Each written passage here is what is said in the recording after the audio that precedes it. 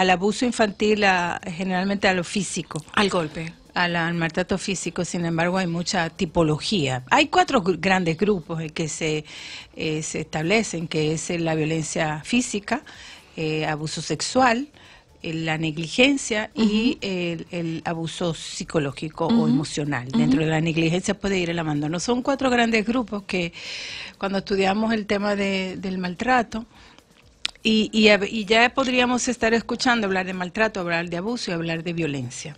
Son cosas diferentes, pero... la violencia en términos generales es mucho más amplio. Sin embargo, el abuso es cuando siempre hay una figura de poder que ejerce una acción contra un niño o una niña o un adolescente también, y tiene que ver, tanto se abusa por acción o por omisión.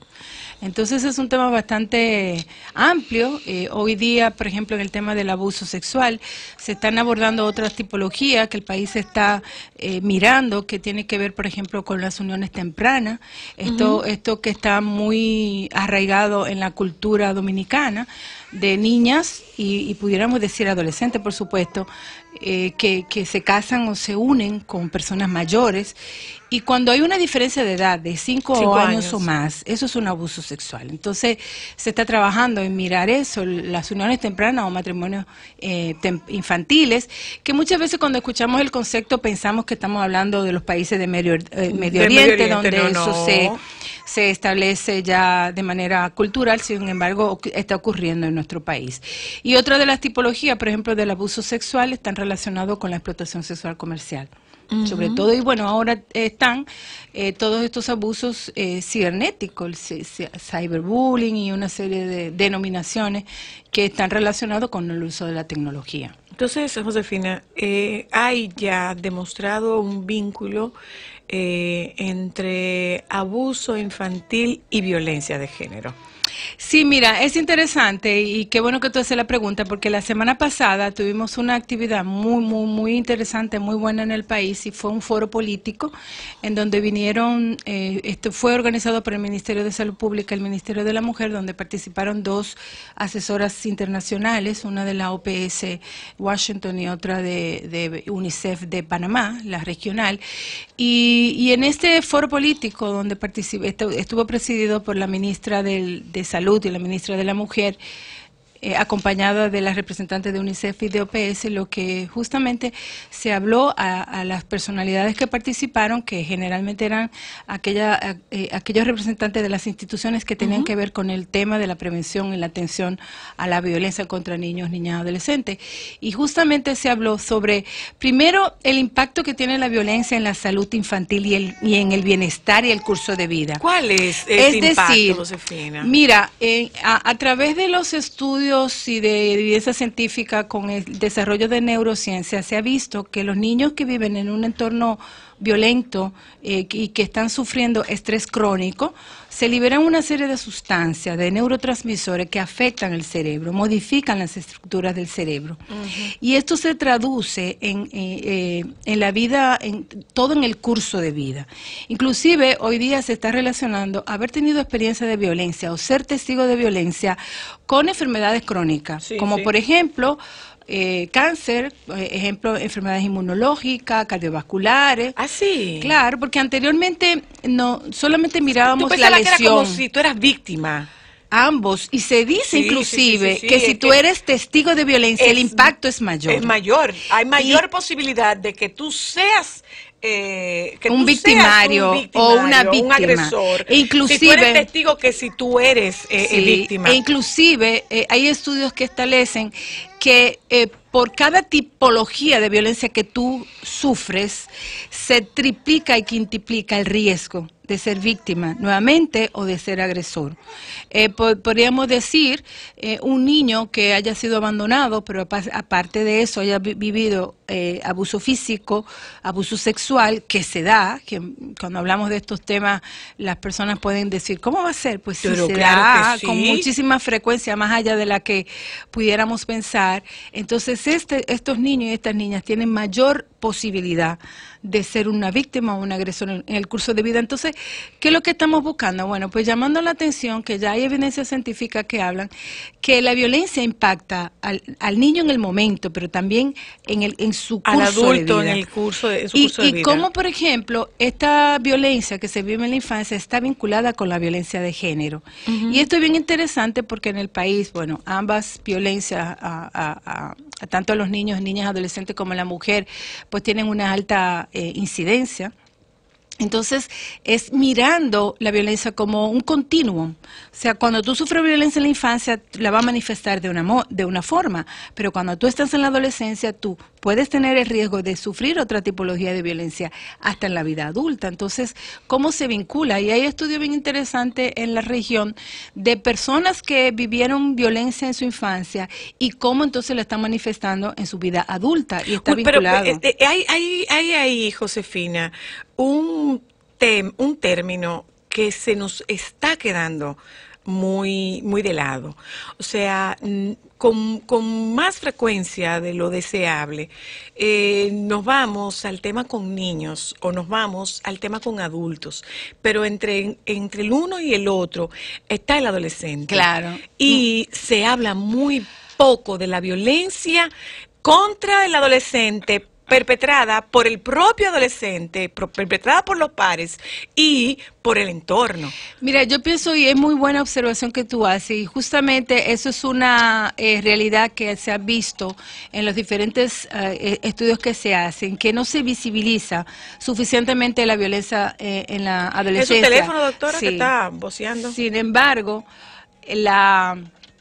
la adolescencia sufre mucha violencia, no solamente por los pares, también sino por los adultos. ¿Por qué? Porque la adolescencia es un periodo de cambio, es un periodo donde los muchachos y las muchachas están buscando su propio espacio, claro. Entonces eso confronta autoridad.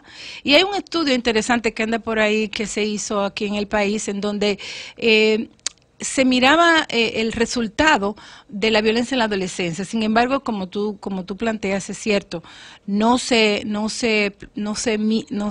trabaja tanto. Te puedo decir, por ejemplo, que en los embarazos en la adolescencia temprana, sobre todo cuando ocurre en quien el padre es una persona adulta, hay un abuso sexual implícito.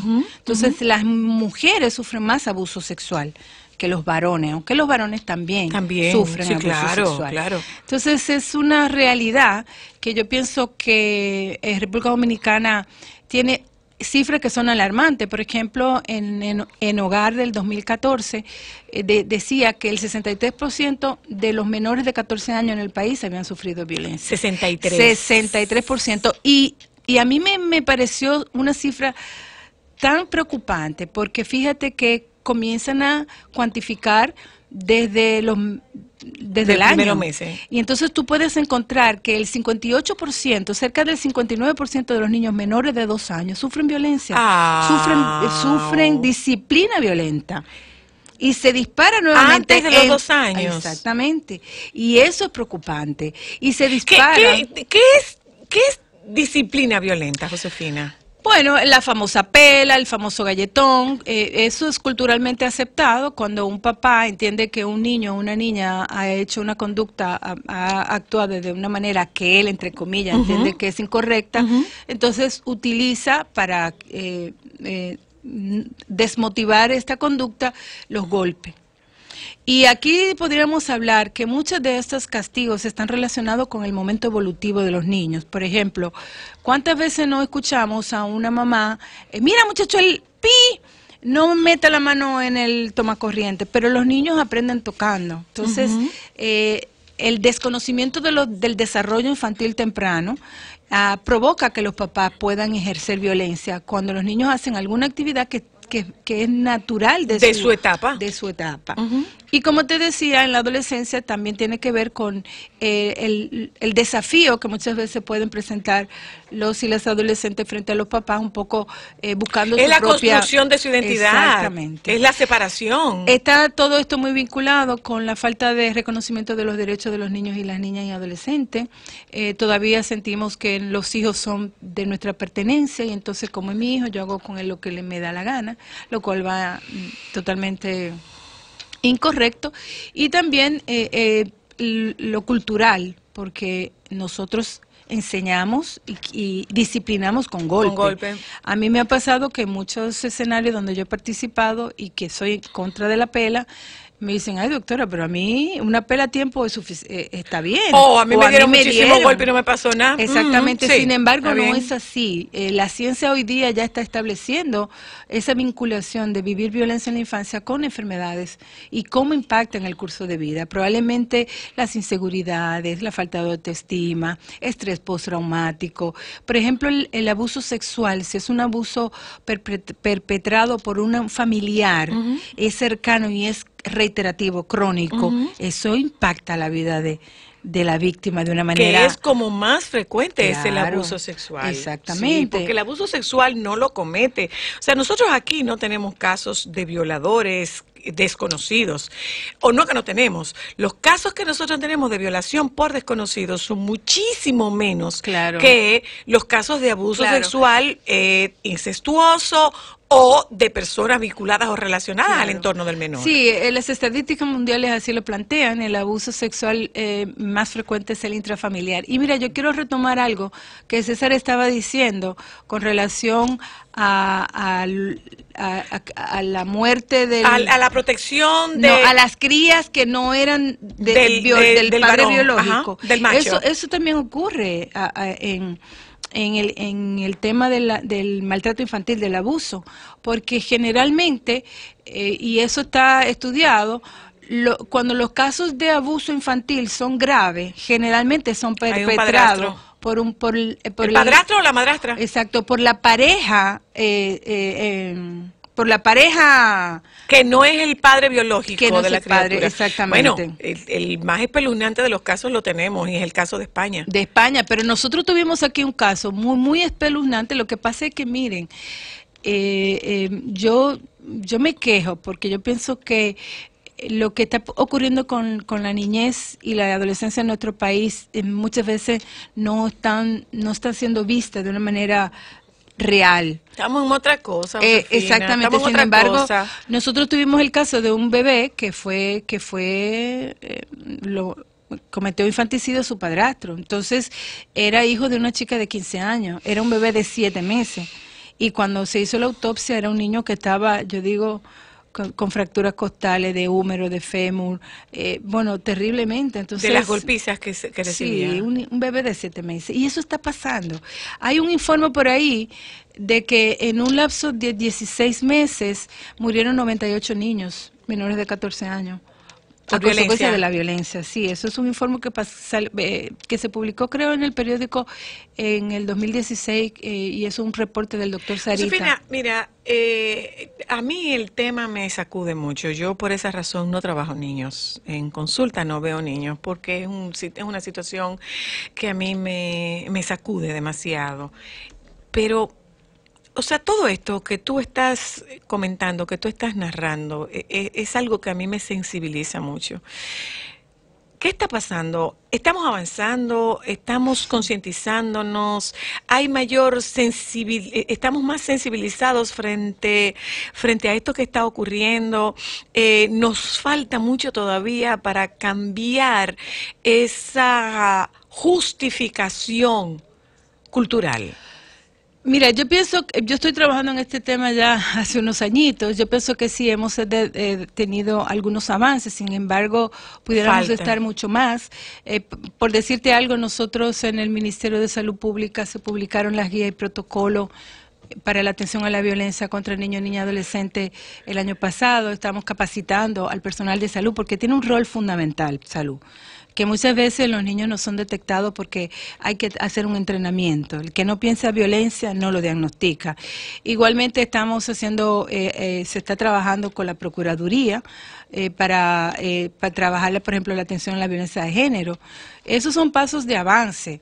Sin embargo, personalmente yo opino que estamos retrasados. Primero, que la población pueda ser veedora de los derechos de los niños y las niñas, que que la sociedad sin duda es la que está llamada a proteger a los niños y a las niñas. ¿Por qué? Porque ese es hablamos siempre de economía, pero ese es el capital humano que nosotros tenemos.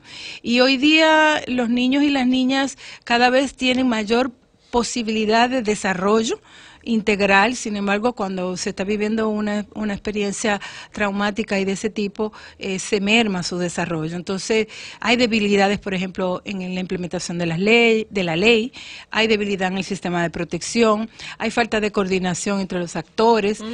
Yo pienso que la ciudadanía debería de ejercer mucho más presión para que se respeten los derechos de los niños y las niñas, que nos hace falta. Yo pienso, por ejemplo, en el caso de las mujeres, que de alguna manera se han unido en diferentes agrupaciones. Y además en torno a diferentes temas. Sí, y ha habido avance en ese sentido. Sin embargo, cuando se trabaja con la niñez y la adolescencia es un grupo de personas, generalmente somos las mismas personas, pero por lo menos, tú sabes. Hace falta más. Yo pienso que sí, sobre todo mayor decisión política en ese sentido. Muchas veces cuando hablamos de los niños y las niñas no dan voto, no son un colectivo. No son un capital político. Exactamente, no. Entonces quienes tenemos que defender a los niños y a las niñas es la sociedad. Por ejemplo, a mí mis hijos me llaman mucho la atención porque cuando yo veo que alguien le está pegando a un niño, yo me meto. Me llevo mi boche, sí, pero me meto. Entonces, ¿cómo estamos cuidando a nuestros hijos? ¿Cómo nosotros estamos permitiendo que otro lo agreda, inclusive? Porque vemos que hay papás que entienden que el adulto es el que tiene el absoluto poder y entonces eso pone en riesgo a los niños. Vemos, por ejemplo, como niños y niñas y también adolescentes que han sufrido abuso sexual de mano de personas que se suponen que tienen que protegerlo. Claro. Entonces, el punto es... y eso es una cadena, ¿eh? Claro, eso es una cadena, porque si yo lo comento en casa o se lo comento a un adulto de mi entorno, ese adulto puede que no me crea. Y en el peor escenario, ese adulto me puede responsabilizar a mí de lo que está ocurriendo. Y todavía un escenario tantísimo peor, si se pudiera, es el que te lo he dicho, pero tú no hiciste nada. No hiciste nada. En ese sentido, mira, en lo que tiene que ver con la denuncia, también es necesario que la sociedad se empodere de eso, de que cuando conozca casos de abuso, de violencia, lo informen, invitarle a utilizar la línea vida, la 1-809-200-1202, que se pueden hacer denuncias a través de ahí. También el Poder Judicial está mejorando sus técnicas, ya hay diferentes cámaras de GESEL, donde los niños y las niñas pueden dar su testimonio y hay incluso condena de ¿Por qué de no lo estamos perpetradora. usando? ¿Por desconocimiento, por insensibilidad, por miedo, por todas las anteriores? Yo creo que por todas las anteriores. Primero, las personas no se quieren vincular. Hay miedo por represalia o por desconocimiento, o porque entiende, bueno, eso es un asunto del papá y la mamá de ese niño. Y hemos escuchado, por ejemplo, niños y quizás no es historia nuestra, pero por ejemplo, hemos escuchado en otros países de niños que terminan falleciendo en manos de sus perpetradores y todo el vecindario sabía, pero nadie se atrevía a decirlo, ¿entiendes? Entonces, yo siento que se están dando los pasos para ir concientizando el tema de la denuncia, particularmente en los profesionales. Sin embargo, pienso que la ciudadanía tiene una gran responsabilidad. Un niño o una niña se necesita una sociedad, necesita una tribu para crecer de manera integral, sana. Lo que ocurría con nosotros, por ejemplo, nosotros en Agua, acuérdate que todo el mundo estaba pendiente de uno, de lo que estaba haciendo, sí, claro. Y si te veían en alguna situación, pues tú te veías compelida a modificar determinada conducta. Sin embargo, hoy día los niños están cada vez más solos, con menos acompañamiento de los padres. Exacto, muy abandonados. Exactamente. Y que el acompañamiento físico no es exactamente el acompañamiento emocional que un niño necesita. Porque un niño necesita de ambos, de ambos acompañamientos. O sea, hoy día aquella teoría de que los niños necesitan tiempo de calidad, ya eso se perdió. Los niños niños necesitan cantidad y calidad de Cantidad, tiempo. exactamente. Cantidad y calidad de tiempo. Mira, te voy a exponer un caso que a mí me da impresionado y para que veas cómo quizás el desconocimiento, quizás la insensibilidad, no tiene que ver con el tema, pero quiero compartirlo porque yo vi a una señora con un recién nacido en un hotel, en un resort. Oh, Dios mío. Un bebé que tenía 20 días de nacido. Ah, santo Dios. Y ella andaba con su bebé porque ella estaba aburrida en su casa. Entonces, el dime riesgo tú. al que se Claro, expone un bebé. Entonces, eso te habla a ti de la falta de conciencia y de conocimiento de lo que es un niño. Yo pienso que hay muchos padres, y disculpen, yo siempre hablo desde mi concepto, desde mi creencia, pero entiendo que hay muchos padres que no llegan a percibir el rol y la gran responsabilidad que tienen con sus hijos, porque es que tú estás para acompañarlo, no es para hacer de él lo que tú entiendes que él tiene que ser. El desafío es criar y educar con respeto, reconocimiento a los niños, reconociéndolo como sujeto de derecho. Cuesta un poquito más de trabajo porque es más fácil darle un trompón, un cachetón o decirle una mala palabra. Sin embargo, tú puedes establecer la diferencia. Cuando tú estás criando a un niño que está empoderado y que tiene conocimiento de sí mismo y de sus derechos. La diferencia es del cielo a la tierra. Totalmente, desde el comportamiento sin que por eso tú etiquetes al niño de insolente. No, pero te das cuenta. Es un niño que tiene derechos. Que tiene derechos. Que puede decir, esto no lo quiero, claro. Contrario a un niño que ha sido maltratado o que de alguna manera su autoestima ha sido... Sumiso. Son la los niños sumisión sumisos. y en esa sumisión y ahí hay son más, un caldo de cultivo para cualquier cosa. Y son los niños más fáciles, porque si tú le dices a un niño, siéntate aquí, ponte aquí, de tal forma, pues es más fácil para los padres. Sin embargo, eso es un impacto que tú le estás limitando su potencial. Y a eso que yo quiero invitar a los papás, ver, reconocer el potencial que tienen los niños y las niñas y la necesidad de hacer una crianza para que ellos puedan desarrollar sus habilidades. A propósito de eso, tienes que venir para que nos hables de tu curso de crianza, que es el... 19 de mayo. Tenemos un curso 19 de mayo sobre ya hablaremos sobre eso. Justamente eso, dar herramientas, porque muchas veces los papás pueden cometer errores, pero es por falta de conocimiento, por falta de habilidades y por desconocer las consecuencias que tienen esas formas violentas de criar y de educar. Ya nos veremos. Gracias a la doctora Josefina Luna, al doctor César Castellanos, que han estado con nosotros esta tarde, Francisco Sánchez desde Santiago. Nuevamente mi agradecimiento a la doctora Carmen Inver Brugal por su artículo su columna dedicada a mí en el día de hoy, la manifestación de solidaridad de la doctora Carmen Inver Brugal. Nos juntamos con ustedes mañana, doña Consuelo, aunque usted no lo crea, está ahí tranquilita. Ay, pero venga acá, párese un momento, mire. Ey, déjeme verla. Modele. ¿Para dónde va usted? ¿A dónde va usted? ¿Para dónde va usted? Tiene más raya que una cebra. Nos juntamos con ustedes mañana, si Dios quiere.